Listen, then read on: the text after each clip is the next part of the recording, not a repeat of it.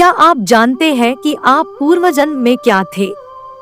हिंदू धर्म के लोग पूर्व जन्म में विश्वास रखते हैं। गीता और वेद पुराणों में भी इसका जिक्र है। कई लोगों के मन में इस बात को लेकर जिज्ञासा होती है कि वो पूर्व जन्म में क्या थे। हम आपको पिछले जन्म को जानने के तरीके बताएंगे जिससे अपना पिछला जन्म जान सकते हैं।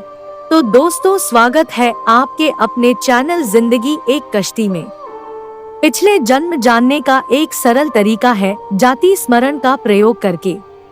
इसका उपयोग तब होता है जब मन भटकना बंद हो और मन श्वासों पर एकाग्र हो जाए। आप जब भी बिस्तर पर सोने जाएं तब उल्टे क्रम में अपनी दिनचर्या को याद करें। जैसे सोने से पहले आप क्या कर रहे थे और उसके पहले क्या कर रहे थे। इस तरह स्मृतियों को सुबह उठने तक लेकर जाएं। इस तरह मेमोरी रिवर्स को बढ़ाते जाएं। कुछ महीने बाद मेमोरी पावर बढ़ जाएगी और नए नए अनुभवों के साथ पिछले जन्म को जानने के द्वार खुल जाएंगे। ध्यान के अभ्यास से पहली क्रिया जो पूरी होती है वो है भूलने की। बेकार कचरा स्मृति जब हटती है तभी ज्ञान के लिए चेतना जागृत होती है और तभी पूर्व जन्म की स्मृति उभरती है। ध्यान रहे, मन और मस्तिष्क में यदि विकार हो तो इसका प्रयोग न करे और योग्य गुरु की सलाह जरूर ले। इस जन्म में मनुष्य योनि मिलने का अर्थ यह नहीं कि अगला जन्म भी इसी योनि में मिलेगा, क्योंकि जीवन मरण और अगला जन्म सब कुछ कर्मों के आधार पर ही तय होता है। लेकिन कई बार गलत कार्य करने वाले यह सोचते हैं कि कोई उन्हें देख नहीं रहा है तो क्या समस्या है। इसी आधार पर कई बार लोग दूसरों को हानि पहुंचाते हैं। कभी बेवजह किसी की हत्या कर देते हैं तो कभी चोरी डकैती या फिर अपनों के साथ धोखाधड़ी। लेकिन क्या आप जानते हैं कि इन सारे कर्मों के गंभीर परिणाम हो सकते हैं। इनके आधार पर सियार, गिद्ध, सांप, गधा और कौछ योनि में जन्म मिल सकता है। तो कर्म थ्योरी के आधार पर कौन से कर्म से कौन सी योनि मिलती है, आइए जानते हैं। मान्यता है कि जो व्यक्ति परोपकारी स्वभाव का है, सद्गुण संपन्न है, दूसरों की मदद करता है, वह अगले जन्म में एक समाज सेवी, सभ्य, सुसंस्कृत और दयालु परिवार में जन्म लेता है। यदि व्यक्ति में धन का लालच नहीं है और धन का अच्छे कार्यों में नियोजन करता है तो अगले जन्म में उसे अनायास ही धन की प्राप्ति होती है।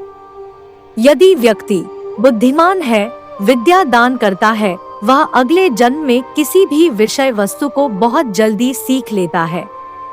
यदि व्यक्ति विद्यावान होकर भी अपनी विद्या दूसरों को नहीं बांटता है और उसे अपने तक ही सीमित रखता है तो ऐसा व्यक्ति अगले जन्म में मतिमंद होता है।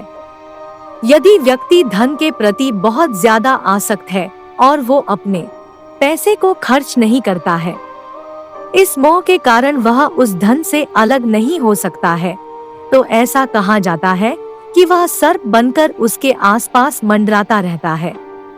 यदि कोई व्यक्ति बहुत अधिक आलसी स्वभाव का है तो वह अगले जन्म में अजगर बनता है।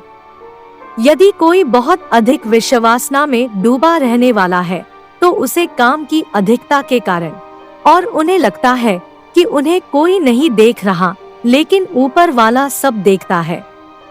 ऐसे लोगों के संबंध में गरुड़ पुराण कहता है कि मृत्यु के बाद अगले जन्म में इनको गधे की योनि प्राप्त होती है। इसके अलावा स्त्रियों के संबंध में गरुड़ पुराण कहता है कि जो स्त्री पराये पुरुष के साथ संबंध बनाती है उसका अगला जन्म छिपकली या फिर एक चमगादड़ के रूप में होता है। मित्रों, जीवित रहते हुए कई लोग अपने धर्म का सम्मान नहीं करते और दूसरे जो अपने धर्म का सम्मान करते हैं उन्हें ढोंगी बताते हैं। ऐसे लोग ना तो भगवान पर और ना ही किसी धर्म पर विश्वास करते हैं। ऐसे लोगों के बारे में गरुड़ पुराण कहना है कि मृत्यु के बाद इन्हें नरक में तो सजा मिलती ही है, साथ ही उनका अगला जन्म एक कुत्ते के रूप में होता है। अन्न दान को हमारे धर्म में सबसे बड़ा दान माना गया है। जो व्यक्ति अन्न दान करता है वह न सिर्फ जीवित रहते हुए बल्कि मृत्यु के बाद भी स्वर्ग पाता है। वहीं मित्रों, ऐसे लोगों की भी भरमार है जो अन्न की चोरी करके लाभ कमाते हैं। गरुड़ पुराण के अनुसार ऐसे लोगों का अगला जन्म छछूंदर या फिर एक चूहे के रूप में होता है। मित्रों, हम आशा करते हैं कि आप इन कर्मों में से ऐसा एक भी कर्म नहीं करेंगे, और अगर आपको आज दी गई जानकारी पसंद आई हो तो वीडियो को ज्यादा से ज्यादा लाइक करने के साथ साथ अपने मित्र और परिवारों के साथ शेयर जरूर करें। दोस्तों, मनुष्य जीवन बहुत मुश्किल से मिलता है, इसलिए हमको हमेशा अपने कर्मों पर ध्यान देना चाहिए। अगर आपने चैनल सब्सक्राइब नहीं किया हो तो सब्सक्राइब करना ना भूलें।